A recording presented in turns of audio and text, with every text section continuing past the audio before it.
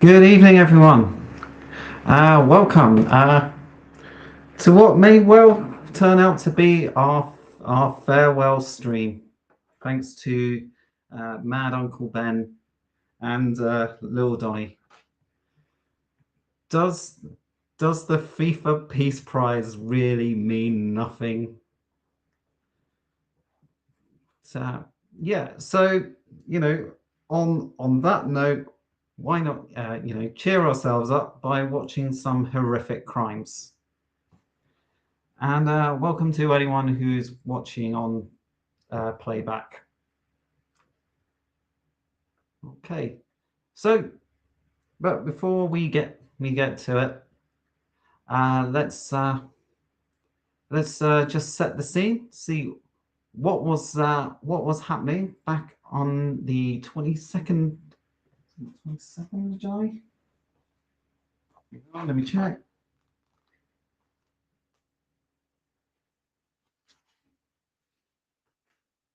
23rd of July.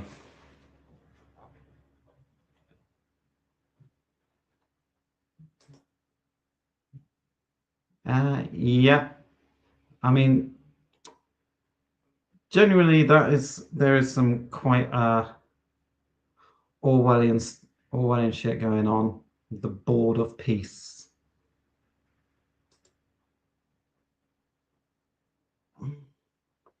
Okay, so 96. So the main headlines of that day.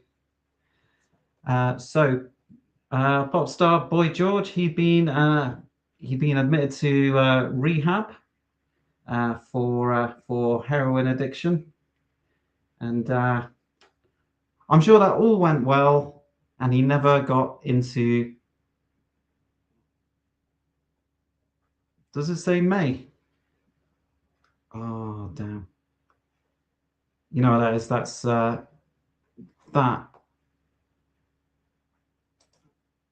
that is the trouble with copying and pasting from previous videos. Okay, hold on.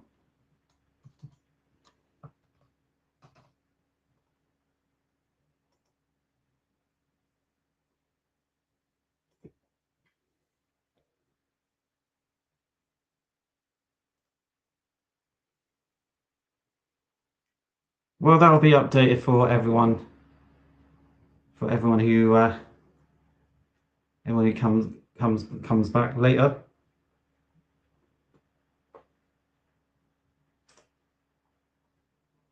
Okay.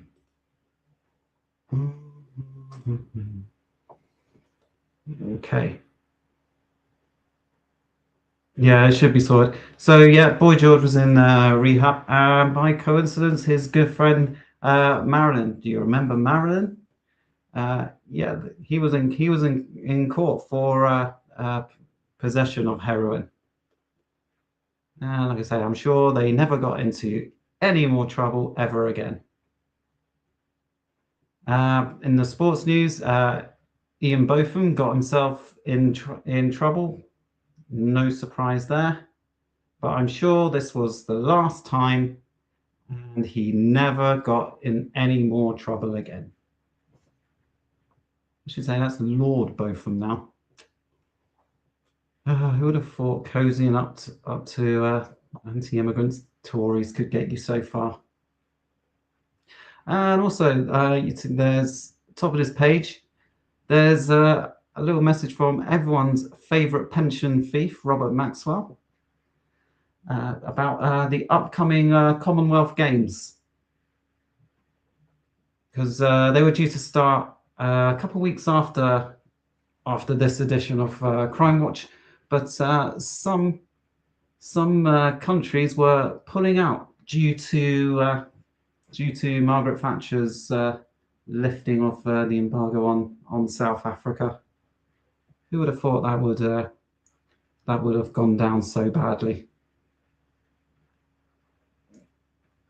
So number one single at the time was "The Edge of Heaven" by Wham, their last UK single. So some would say this was the end of music in the 80s. I can get that point, because it's from this point onwards when your Stockake and Waterman started coming in. The number one album was Invisible Touch by Genesis. Quite appropriate for the moment, I guess. Too many men making too many problems. Where is Superman? And the number one film was Down and Out in Beverly Hills, which I'd never seen. So, yeah, if anyone else likes it, let me know. So with that said, go on to the July 1986 edition of Crimewatch. As ever, just a reminder that these are real crimes with real victims. And let's go.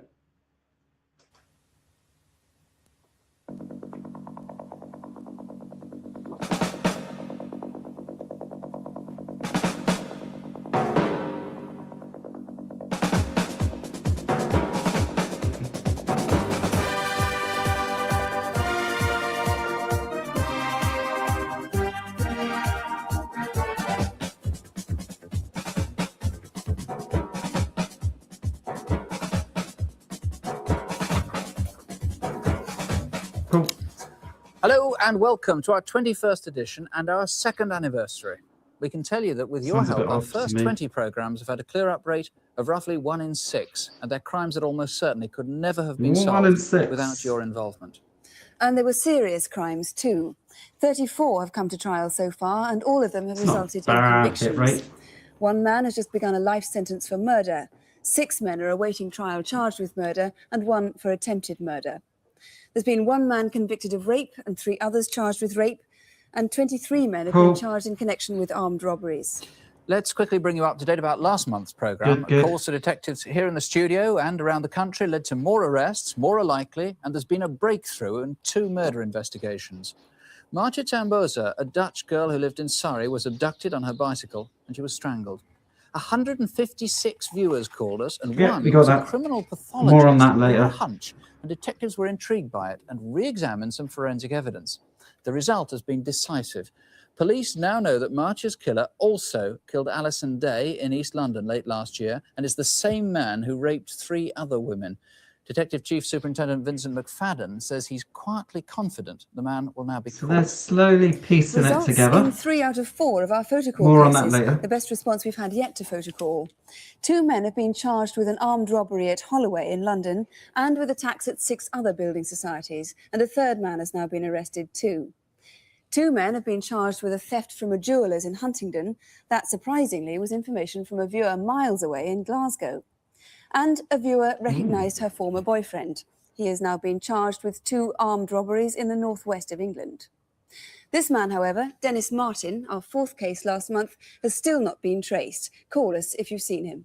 On the other reconstructions last month, Jason Swift was the 14-year-old runaway found dead in Essex 8 months ago. We had 180 calls, including one definite sighting of Jason at Victoria Coach Station.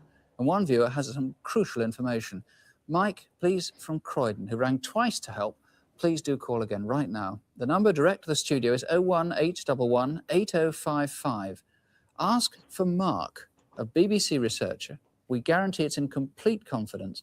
You may hold the key to prevent another killing. Mike from Croydon. Now to the first of this month's reconstructions. Anne Locke, a secretary at London Weekend Television, had been married just a month when she vanished on her way home one Sunday night. It's a case that's produced big headlines. Right, so this was on the incident desk last month. It's now been promoted to full reconstruction. And if you've been paying attention, you'll know where this is all going. And wild rumours. Tonight, we'll be showing the face of a man that police need to trace in connection with her disappearance. Our reconstruction starts 7 weeks ago at Anne's home in Hertfordshire.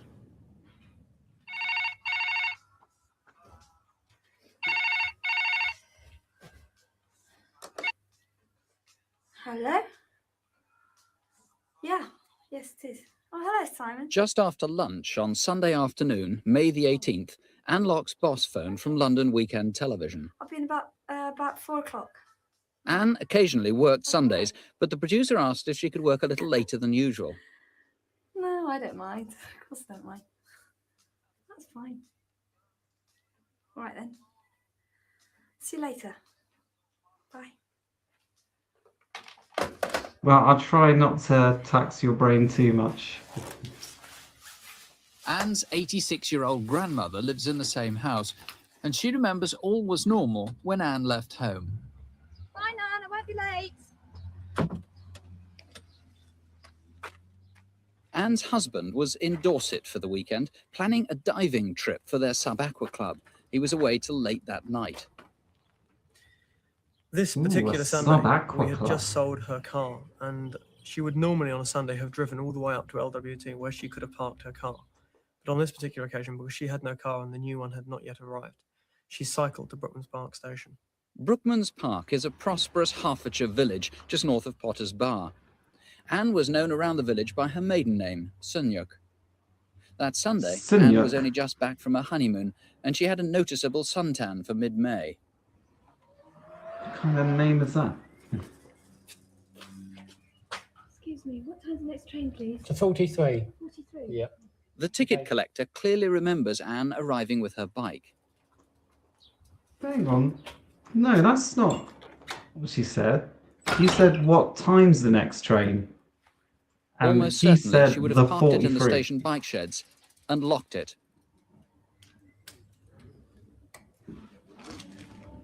Oh, no, that does make sense, actually.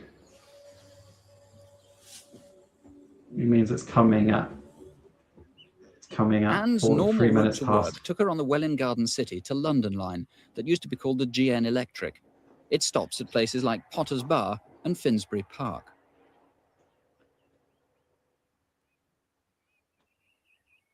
Yeah, I wouldn't want to go to Finsbury Park right now. London Weekend Television on the South Bank. Anne finished typing the London programme scripts at around 8:30.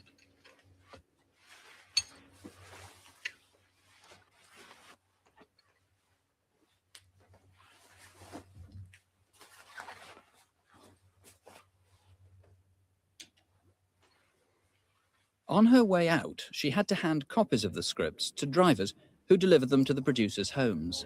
Hello. Hello. Helen, you come to collect these? Yeah, I'm going south. Okay. That's yours there.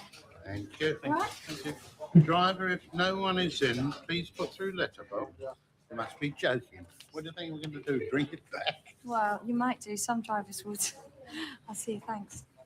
No, no. These were the last people known to have spoken to Anne. No one seems to have seen her since.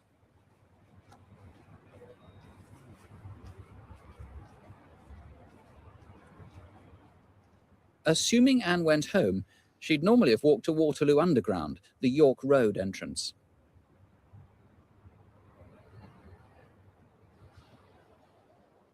There she would have waited on the Road, is that the Bakerloo one line with the platform old and taken a Vickers? northbound train. There are no sightings so far of Anne on this section of her journey, nor at Oxford Circus, where normally she changed onto the Victoria line. At Finsbury Park, Anne would have switched to British Rail, probably the 9:38 to Welwyn Garden City, which would take her to Brookman's Park. No one has come forward who saw Anne that Sunday evening. But if you were there, something might jog your memory. A fellow passenger was behaving rather oddly. It's 9:38 on Sunday, May the 18th. That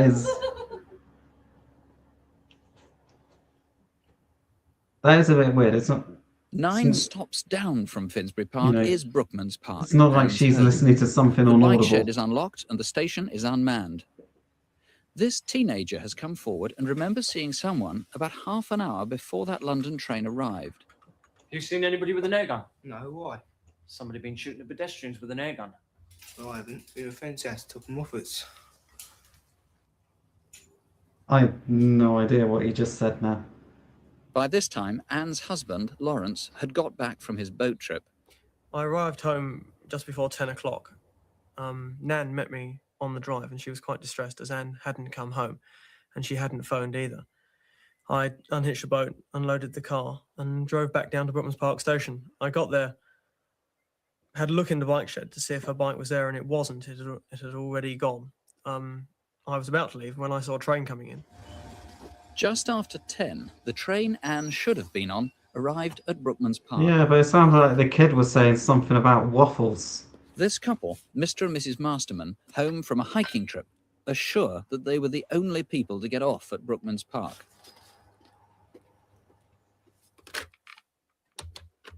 I phoned work to actually ascertain that she had left, and they said that she had and left quite some time earlier. I phoned a couple of friends to see if she was around there. I checked with the police to see if she had been involved in a road accident on her bike. I then reported her missing to the police at Hatfield. At dawn, 5 o'clock on Monday morning, police found Anne's bike 60 yards from the station shed. It was still padlocked. From here, Hertfordshire police have mounted a 7-week search of fields, woods and parkland near the Brookman's Park railway station. It's so far taken over 16,000 man-hours. It's turned up some slight evidence that Anne Locke might have got as far as Brookman's Park that Sunday night. Her diary and address book were found along the footpath that crosses Blue Bridge Road. Inspector Paul Dockley, you personally found that address book, but it was 700 yards away from the diary found by one of your colleagues. That is quite correct. Now, how do you account for that? Well, in fact, one of the considerations we're making is that that bag that Anne was carrying, which is a black zip-up bag, which we have here. This is a replica, yeah? This is a replica. Could have been found, and the items abandoned from that bag by some passerby after the event. Relax, it is a replica. Now, obviously, we have made inquiries. Nick's not being as usual and ruining the chain of evidence. He's agreed that there will be no police prosecution. If any person comes forward saying they found that bag, removed any of the contents or the money that was in it, as long as they're not involved with the disappearance of Anne Locke. And of course, it could have been somebody quite innocently finding the address book, whatever, tossing it away, thinking it was of no good to anybody. You desperately need anybody who found the bag or the contents, anything like that in that area. Now, that teenager who saw that man acting strangely on the Sunday night at Brookman's Park, that was a fairly strange piece of behaviour. Well, not only was there that, but on the previous day, the Saturday, at 11:45 in the evening, some people had been to a dinner party in Brookman's Park and returning to the station, and there was a bench across the entrance to the platform, which made them walk in a rather obscure angle onto the platform. They were approached by a man. So they couldn't just move the bench. He asked what time the last train was, stood around for a few minutes, and then he made his way out of the platform and up the stairs and out of view, and he hasn't been seen since. So on 2 consecutive nights, just before she disappeared, around the time she disappeared, there was somebody acting strangely. You've got a description. We've got the first video fit of this man. Can you describe him to us? Yes, this man is described as 35 to 40 years. He's 5'6" tall, of medium build. He has a receding hairline and collar-length brownish hair, dark brown hair. He was wearing a bomber jacket and dark-coloured jeans or trousers. And it is believed that he just spoke with a local accent. Right, now that's an entirely new description. And of course, the man presumably need not have been a local. I mean, Brookman's Park is right on the A1 and the M25. That is correct. So yes. he could, frankly, have come from anywhere. He could have done. Well, that's She's helpful. been missing a long time now. Do you think there's any chance that Anne is still alive? We are obviously very concerned for her safety, and we do fear that she may have come by her death. Right.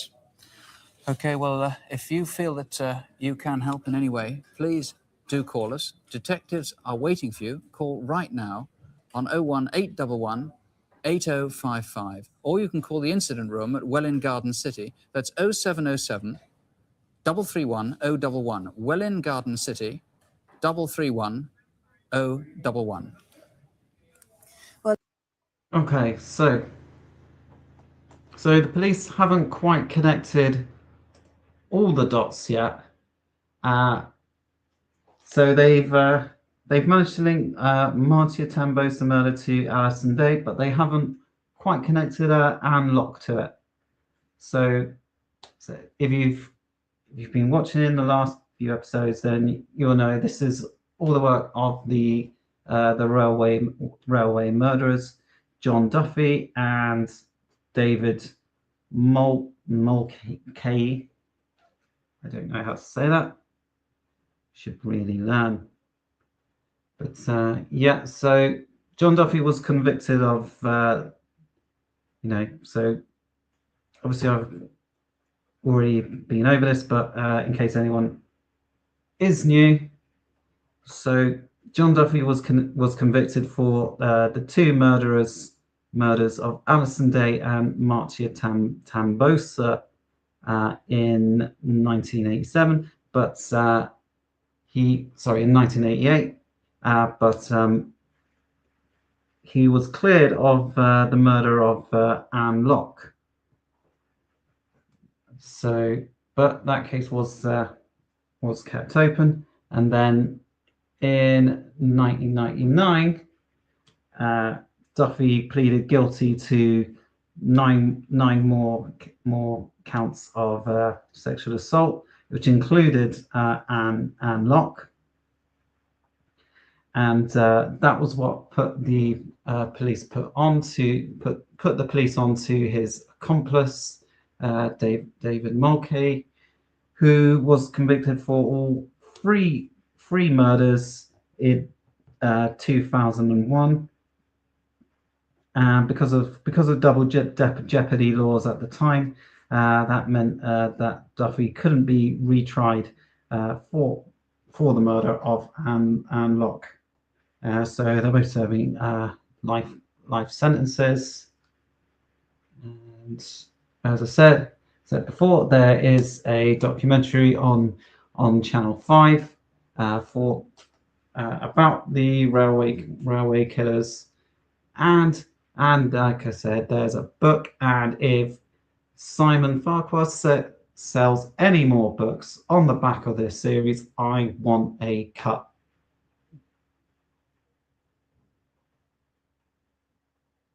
Okay, so next up. Now for this month's Incident Desk, where we invite police to appeal to you directly. Here are Superintendent David Hatcher and Police Constable Helen Phelps. Last month, we showed you this composite picture of a rapist. He had a very unusual tattoo on his neck. The calls we received included 2 positive sightings of the man on Barry Island in Wales and at Stratford-on-Avon. Both sightings were at fairgrounds, and Essex Police believe the man could now be anywhere in the country. We must find him. Remember that tattoo and call us if you can help. Now to the northeast of England.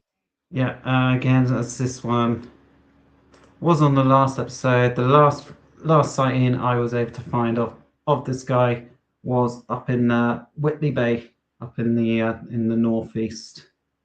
But I couldn't find anything on him after that.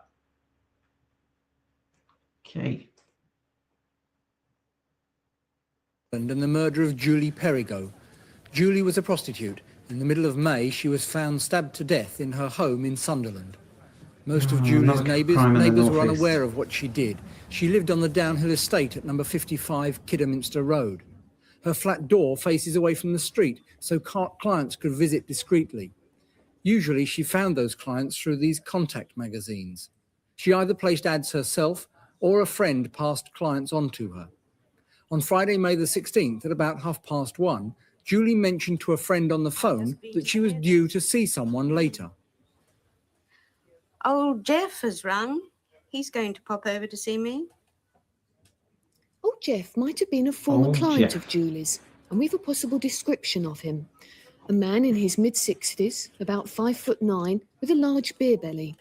Old Jeff was smartly dressed and well-spoken, and he has never been traced. Well, a beer belly's not going to get you far in the northeast. But the blinds were down, and there was no answer. And at midnight, a taxi was seen waiting outside Julie's block of flats. One man was in the car, and another ran into it from Julie's flat and drove the car away. Julie was found dead a week later. Apart from the 2 men in the taxi and old Jeff, we need to trace this man. He's about 25 and used the name Michael. He may come from Wallsend and has a slight stammer. Michael was a client of Julie's, and we know that she met men from all over the north of England and beyond through the contact magazines. So if you were one of them, or if you have any So idea who Julie Julie got Perigo around was a with bit. on the day she died, please ring us in confidence. It's over 4 months now. Okay. So Julie Perigo. It's it's still unsolved. It was last reopened back in 2021, but it's they've never made any real progress on it. So I guess we'll never know who old Jeff was.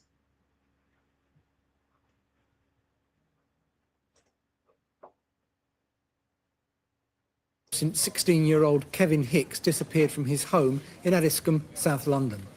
On Sunday the 2nd of March, a bitterly cold night, Kevin set off to a nearby late-night shop to buy some chocolate and a box of eggs.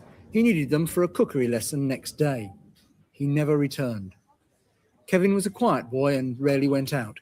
He'd just spent most of his savings on new stereo equipment, and it's highly unlikely that he would have planned to run away. Yeah, very On the likely. night he left home, Kevin was wearing a red, white and black bomber jacket, jeans and red and white high-tech trainers. The case hasn't received much publicity beyond London, so tonight we want viewers from anywhere in the country to think whether you've seen Kevin Hicks. For his family, a call tonight is their best hope. On Saturday the 3rd of May, I have something about that, about his case not getting much publicity, but I am going to save that for the next episode.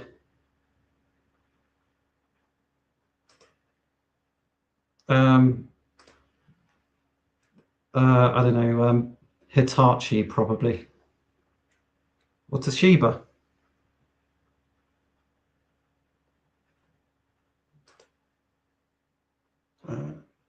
Yeah, Kevin Hicks.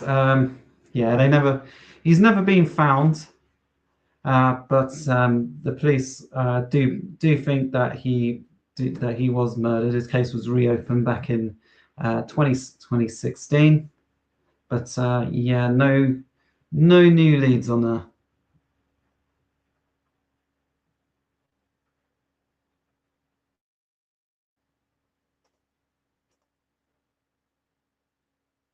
body of Sandra Court was found in a ditch near Bournemouth. She'd been strangled. 2 weeks later, the detective in charge of the case received this anonymous letter.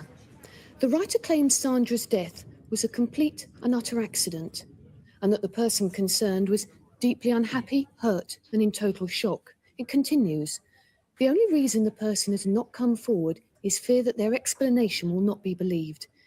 Handwriting experts believe the writing has been disguised. If you wrote this letter, or if you have any idea who did, it's vital that you contact us. And remember, your call will be treated in strictest confidence. Next, a jeweller's shop in Kentish Town, London. The What's man going on standing here? by the pillar has just pulled a sawn-off shotgun. Right, so Sandra Court. Okay, so in this case, officially this is an unsolved, but it's still being investigated, and they believe she may have been murdered by a guy called Stephen Wright, and this is very recent because this particular article was only published on the 28th of February this year. So this is a current ongoing investigation. So Steve Wright was a serial killer. He's been sentenced to life for the murder of 6 Williams. Most notoriously, he is known as the Suffolk Strangler when he murdered five sex workers in Suffolk region back in 2006. As I do remember this case because it did get a lot of media attention at the time, and I remember.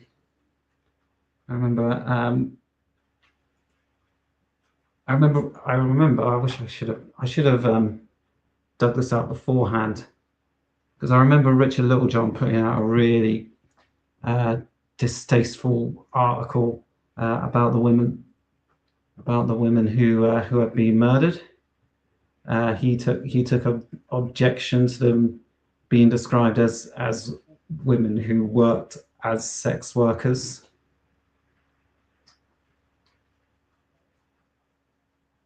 But that's Richard Littlejohn. He's a dick. Yeah, I should have dug that out beforehand, actually.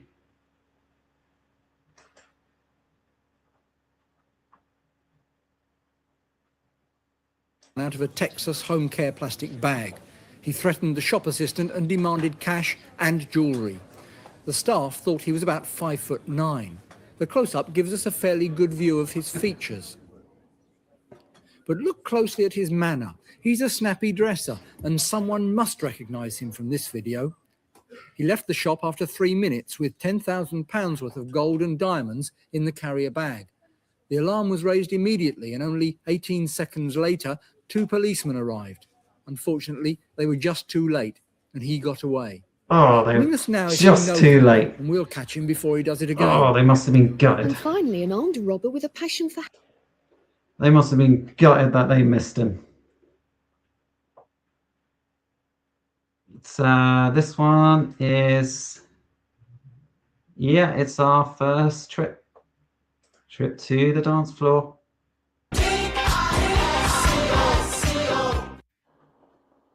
Yeah, nothing on our snazzy dresser. We were doing well actually, because you know we were on a good run. But yeah, jewelry thefts, building societies, always tricky.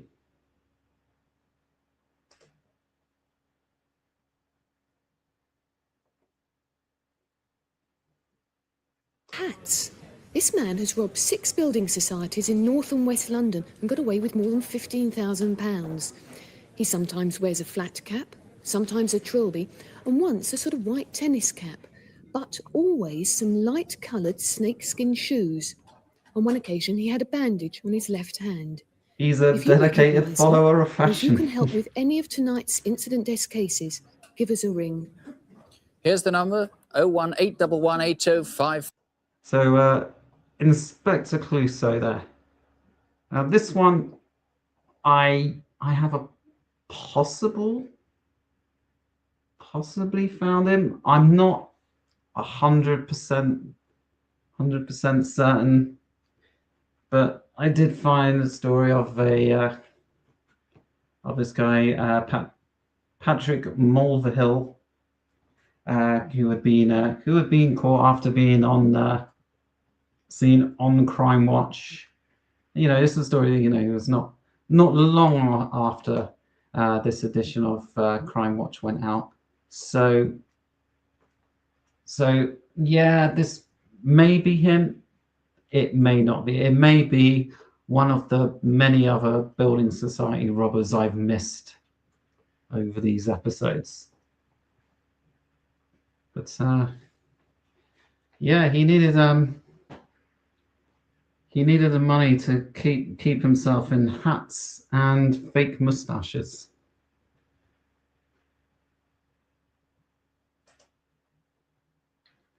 Five 018118055.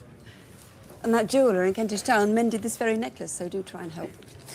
Well, now to our second. Yes, do try and help, because Sue needs jewelry. Action tonight. Just over 7 weeks ago, a 72-year-old woman was found dead in her home in Salford. At first, it seemed she died of natural causes, but then it became clear that she'd been asphyxiated. How or why is still a mystery. Georgina Davis was known as Jean to her friends and neighbours, and it's with their help that we've been able to build up a picture of her life and the events which led up to her death. Our reconstruction takes place in Higher Broughton in Salford. Not enough people wear hats these days. Jean lived in one of the newer houses in Mildred Street. Her husband died 14 years ago, and since she had no other family, she lived alone. Actual proper hats. Morning, Jean. Oh, hello, Nona. It's a nice day, isn't it? Yes, it is. If it keeps up, I'm thinking of taking the dogs over to Ainsdale Beach and giving them a bit of a run. Oh, good. Do you think they'll sleep tonight then? Jean was a very house-proud lady, always keeping the house clean and tidy and spick and span outside and in. She was a very nice person to speak to. She was a totally professional nurse. If you can understand me, she was a lady who had been nursing all her life, and that's what she lived for, actually. Jean retired 18 months ago as matron of Broughton House, a home for disabled servicemen, but she still did part-time private nursing. Her social life centred on the Griffin, her local pub. A few of her friends met there regularly on Tuesday evenings. If she wasn't working, she often joined them. Jean had one other regular evening appointment, which is still unexplained. The local butcher opposite the Griffin describes what he saw every week. About 6 to 6:30, usually near to 6:30. Jean always used to come and stand on this corner, one night a week. Yeah, it was a bad decade for hats. Littleton Road. Used to pick her up. If the lights were on red, it picked up on the Cromwell roadside. If they're on green, my chair is slowly sinking. It always drove off in the direction of Great Clear Street. Apart from nursing, Jean's other great love was animals. She had 2 dogs of her own which she adored, and she took them for walks once or twice every day.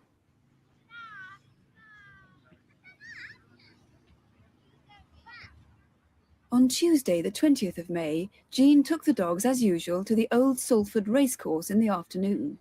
It was the last day any of Jean's friends or neighbours saw her alive.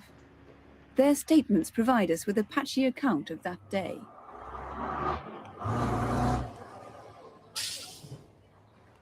went to the post office that day, caught the number 13 bus back, and then I crossed over the road and saw Jean with the 2 dogs. Hiya, Jean. Oh, hello, dear. How are you? I'm fine, thanks. How are your parents getting on? Oh, they're all right. She seemed normal within herself, quite happy. One's exhausted.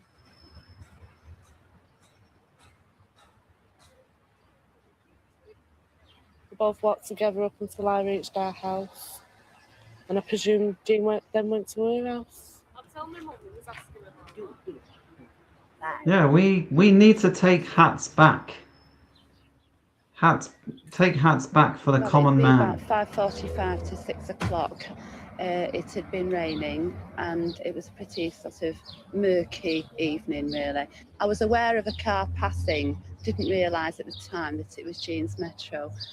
But when I looked back, I saw this car had parked on the opposite side of the road, and I saw Jean coming across the street. She looked a bit angry, actually, so I thought, well, it's not a kind of time to have a chat to her, really. And then I came into my drive and she sort of disappeared. If Matt Smith can make bow ties cool, anything is possible. That particular Tuesday night, I'd been on the racecourse walking the dog. On my way off, decided I'd call at Jean's and invited out for a drink. It was near enough 9 o'clock time, give or take a bit either way. And when I got into Mildred Street, I walked up to the house, knocked on the door, rang the bell and banged on the window. Generally made quite a noise, like, so she'd know it was me. And waited a few minutes and got no answer. I have a flat cap I just around presumed that she somewhere. was at work. And went home and got changed and fed the dog. And I went across to the Griffin at about 10 o'clock time. Evening out. You up? Yeah. Next to me of Although it the was Pipe Tuesday, Smokers Jean didn't Association. join the others that night. Then at midnight, a neighbour driving down Mildred Street noticed something slightly unusual. There was a light on in Jean's spare bedroom window. The next afternoon, when Jean was late for work, her employer rang her and then drove to her home. When she found the broken window, she called the police. Yeah, that's not a good sign.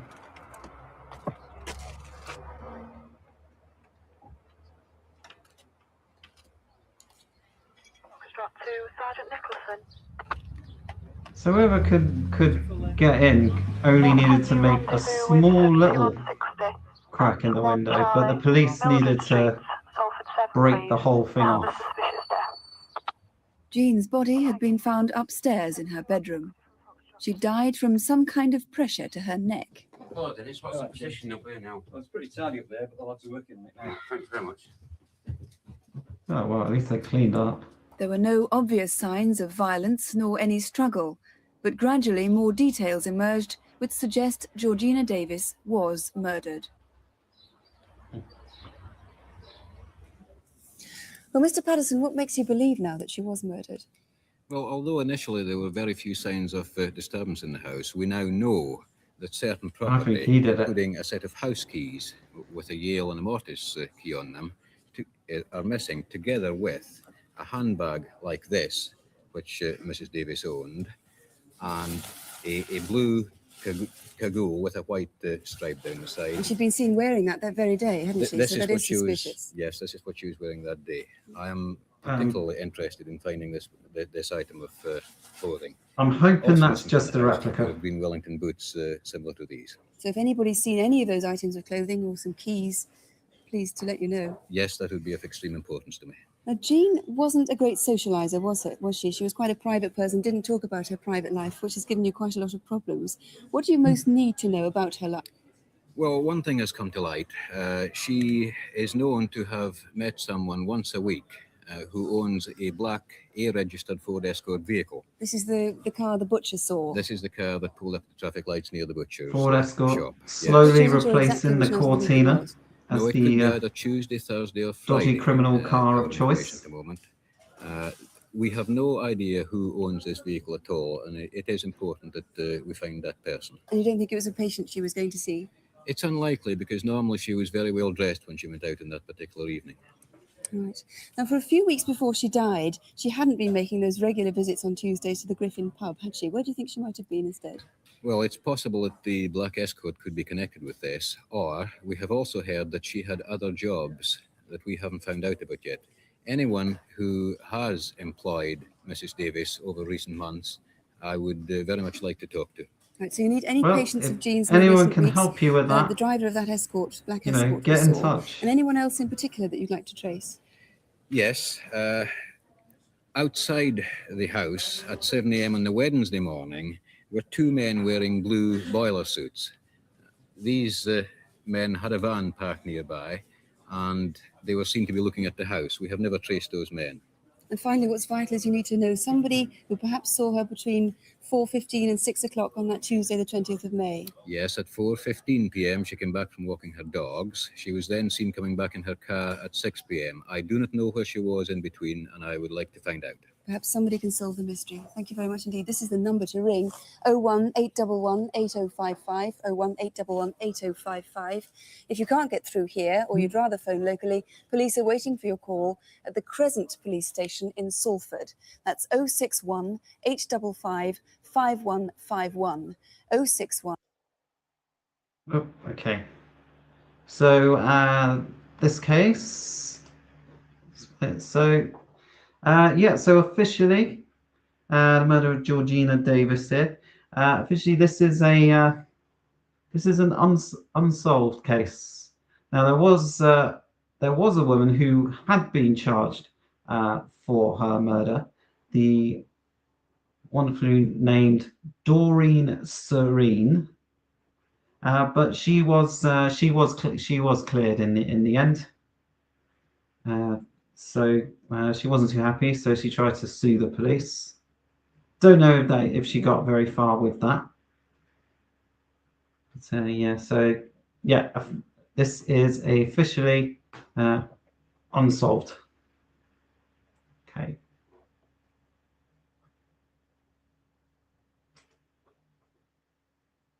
on 855 5151. Now to our Aladdin's Cave, property that might be yours. In our first 2 years, Crimewatch viewers have reclaimed hundreds of treasured family heirlooms and over £250,000 worth. Here's John Bly. Thank you, Nick. Well, as it's our Nice second goodies. anniversary, we have two collections tonight. The first is of clocks. Is the earliest one, which is rather a good late Regency mahogany case bracket clock. I love this sort of swept pagoda top. Now look at this fine quality foliate carving I really rather like that. Typical 1830s. From about 1880, much later in the century, we've got a marquetry one here, engraved and etched in the classical manner. And another type of marquetry is here. In this case, using marquetry of buhl, which is brass and tortoiseshell, to give this wonderful, colourful effect, but in the 1880s manner. Here, in the revival period, that's a pretty little chap. Same period, but a different style. I suppose if you really want the best of the revivals, then it's got to be the one at the end, a marvellous-looking clock.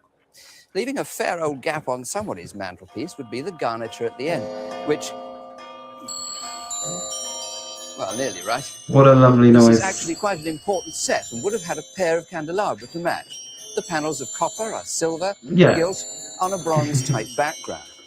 Now, another unusual set is this here, which has the metal. So this show is nearly 30 from minutes in, and it started at 9:30. Over here, we've got a very good skeleton clock. Yeah, it would and have that been. leads us on to our second It would have been about collection for tonight, 10 is p.m. stamps. at this time. Now, curiously, this is a stamp collection without a theme.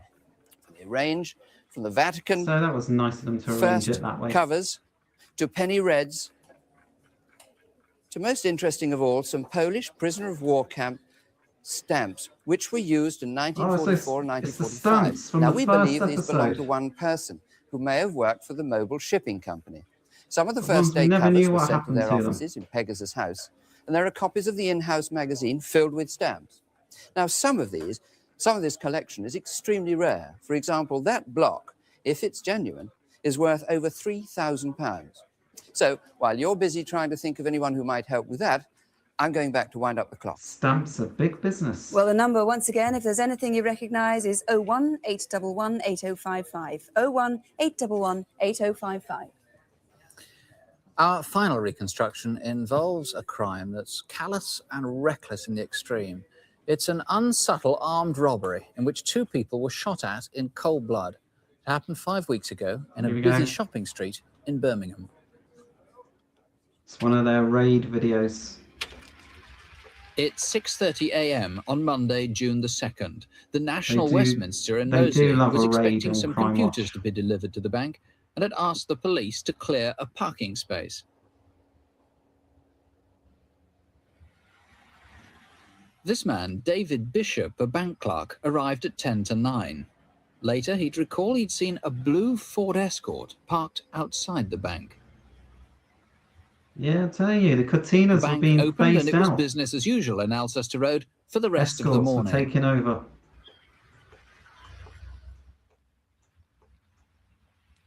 Then, at 1:15, 4 miles away, a security express van left its depot in Handsworth. Their first job that afternoon was a routine pickup from the Moseley National Westminster. About the same time, a blue Ford Escort was again outside the bank, with no one in it, despite the parking cones. Yeah, I do miss seeing milk floats. It's 20 minutes later, 25 to 2. It seemed someone was now sitting in the blue Ford Escort.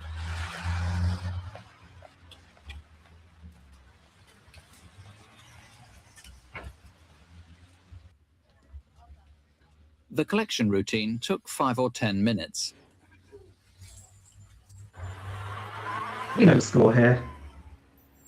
Secure a call, they go, pick it up. They get robbed on the way out.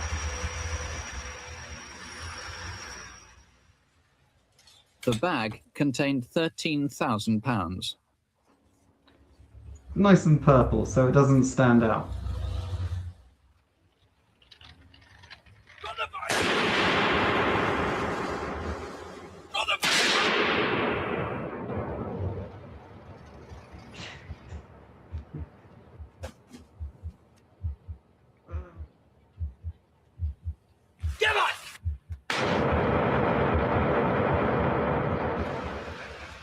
Look at that pose.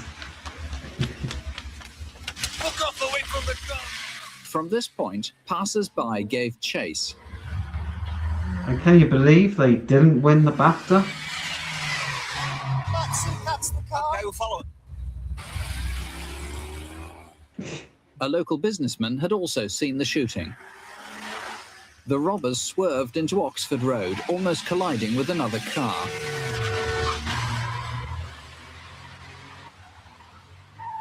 That woman just watching it go by. Half a mile down Oxford Road, and the escort was getting away.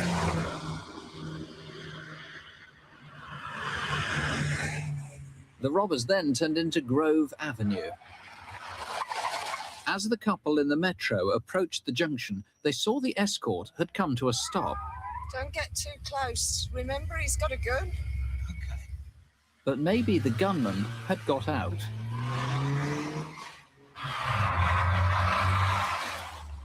At this point, the BMW took over the pursuit, but the escort was getting out of sight. In fact, at Cotton Lane, the escort turned into an empty lock-up garage.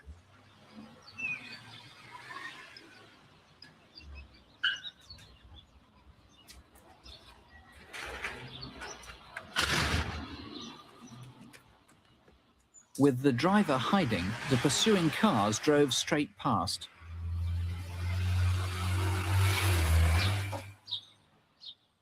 A woman opposite was suspicious of the man's furtive behavior.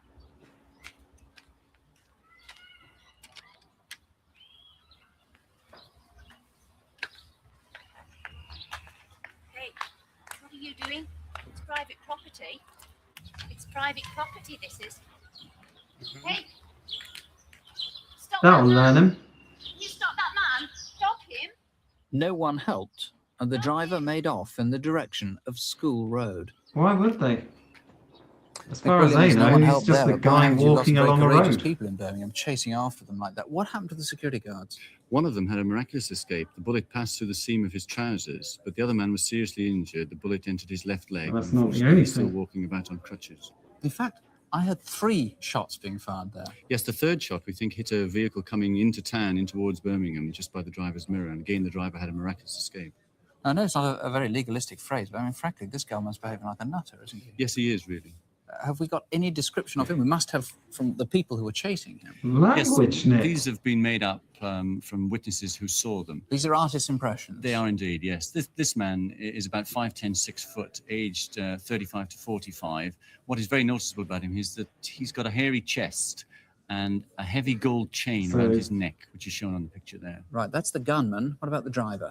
The driver is a younger man, aged 25, 26, only about 5'6" to 5'7", slim, with a very pale complexion. Right, you've brought some things with you that were Yes. found in the escort look for of the Sun Icorius on that and, day, Monday, Pete June the Waterman. 2nd. Like Look Dennis at the back. Waterman. You can see that it's talking about the Brazil-Spain match, the right. Sunday previously. There's this jumper somebody left in, Some say they're not. which not They're particularly not heavy readers then. spectacular, and 2 screwdrivers that were left in the back there on exhibit bags here. Where was the car stolen? Nick's not impressed with their Car stolen fashion from Pett choices there. Street in London, Southeast 18, 36 hours before the robbery was committed. From London, so That's right. the robbers may not come from Birmingham at all, could come from anywhere. That's right. People might have seen this chase through Birmingham. It was, after all, fairly I don't think spectacular, they know these where 3 cars. It screwdrivers started in have Ulster taken Road, from. of course, the National Westminster Bank. The car then swerved down into Oxford Road, right into Grove Avenue. That's where we think, as I understand it, you think the gunman got out. Yes, that's right. And the escort then went on, round the corner, and parked in that lock-up garage there. That's right. Now, where that car stopped in Grove Road, you think the gunman might have got into another car, is that right? Or at least there was another car seen there? That's right. From witnesses that we've now interviewed, we can put a metallic green 7 Series BMW as being parked in the scene with a lone male driver sitting in the car. Do we have any description of the driver in that car? Yes, we do. He's aged about 40, with a tan complexion, dark hair, a very pointed nose, nearly hooked, and he'd got a very noticeable gold bracelet or watch on his left wrist. Right. It's the sort of crime that, frankly, from experience of Crimewatch, other villains might call in to help. If it'll tempt you, there's a £1,300 reward, £1,300. If you can help, please do call us. 01811 8055 is the number here. Or you can call Woodbridge Road Police Station in Moseley on 021 449 0043. Let me give you the number again, 021 449 0043. Right. Let me do a quick check on something here.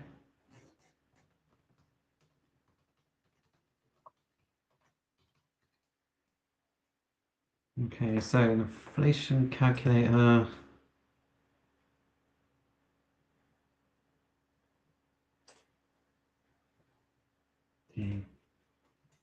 So 1300.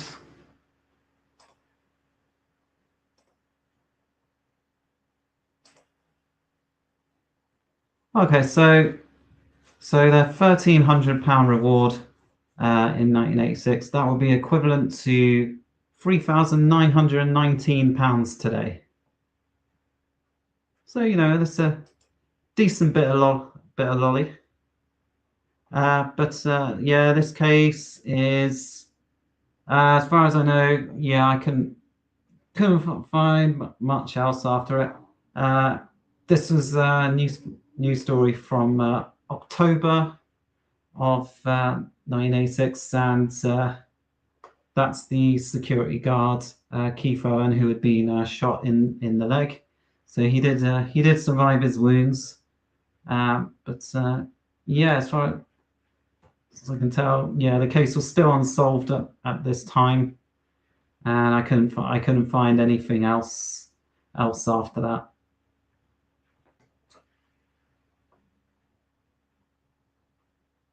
Ooh. Ending on a disco.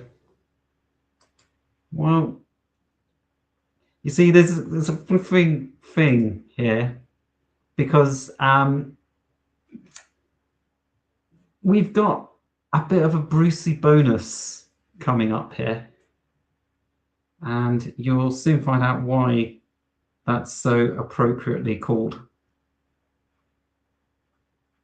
Well, finally tonight, the story of the man they call the Cat. See if you can put a name to Britain's most successful burglar. He may well be a millionaire by now. He's burglar to the stars. He has so far broken into at least 80 homes in northwest Surrey, including those of Bruce Forsyth, Cliff Richard, and members of the Kuwaiti royal family. Now, there's £50,000 in it for you if you can help. On the night of Tuesday, the 10th of June, someone got into Bruce Forsyth's potting shed and made off with a ladder. Now, the ladder cost £73.60, but it was worth a fortune to the man who took it. He took it away across the grounds and then into the gardens of the house next door. Then he quietly put it up against a first-floor window. It was his standard technique. The people were at home, the TV was on, and the burglar alarm was off. He climbed in through the dressing room window, explored the bedroom, and under the dressing table, he found this, or one exactly like it. It's a Louis Vuitton designer bag, and it was heavy because inside it were, quite literally, the crown jewels. Now, not the British ones, but historic treasures nonetheless. They form part of the Kuwaiti royal collection. If you look over here, Cartier watches and all sorts of things. This bracelet, in fact, matches a necklace that went with it. It was made for the princess's 24th birthday, and altogether, this lot, they're worth £1 million and more. Now, most of these we have here are replicas, but if you can help find the originals, there's that huge reward of £50,000. So take a really good look. And while you're watching, if you have expensive jewellery or any other valuables in the house, it might just be worth checking what's been happening to them while you've been tuned to Crimewatch. Well, if you can help with any of tonight's cases... Right, so, yeah, so that was a real Brucey bonus story there. So, perhaps appropriately for Bruce, it's a disco.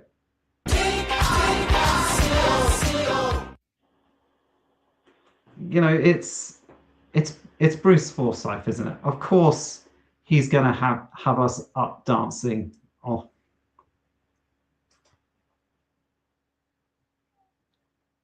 yeah. So, but yeah, no, couldn't find anything. Bruce Forsyth's ladder. It's just yeah, just a crazy story. I don't think anyone was expecting to see. Please ring. The number here Bruce is Forsyth, Robin the Kuwaiti royal family. Or if you prefer, you can write to us. The address, Crimewatch UK, BBC Television Centre, London W12 8QT. We'll give you all the local numbers again when we're back with Crimewatch Update. That's at 11:45. Now, what we've learned, I suppose, after 2 years on the air is that solving and preventing crime really is too important just to leave to the police. Thank you very much for calling if you did. Indeed, thank you for watching. Don't have nightmares. Please sleep well. Good night. Good night.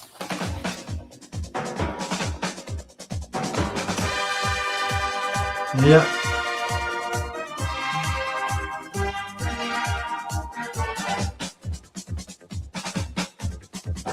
Okay. All right, so that's it for this episode. But we are still not done because we are going below the line to see what others had to say about this episode. So, first up, yes,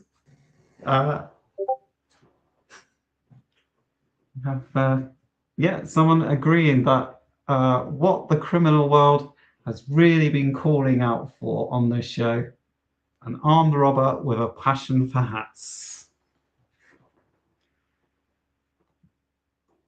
More fashion tips. Someone possibly ironically impressed by Sue's shoulder pads. This guy, not impressed that the little Metro was getting in the way of the Beamer during the car chase. Someone not especially reassured by Nick's closing words. You know, don't have nightmares, do sleep well. Might be worth checking upstairs to see if some rotter is rooting through your jewelry while you're watching us. Do like the alliteration on that. And of course, we got the Bruce Forsyth comments. They played their cards right and got a Brucey bonus. All right. So, yes, that will genuinely be it. Assuming the world hasn't ended by next Saturday, which is an increasing possibility, yes, I will be back next Saturday for the next edition of Crimewatch Rewatch. And if you want, you can check out my blog. It's crimewatchuk.blogspot.com. It's up to August 1985 at the moment. Just a collection of all the information I've been able to find on the cases. I'll just show it again, actually.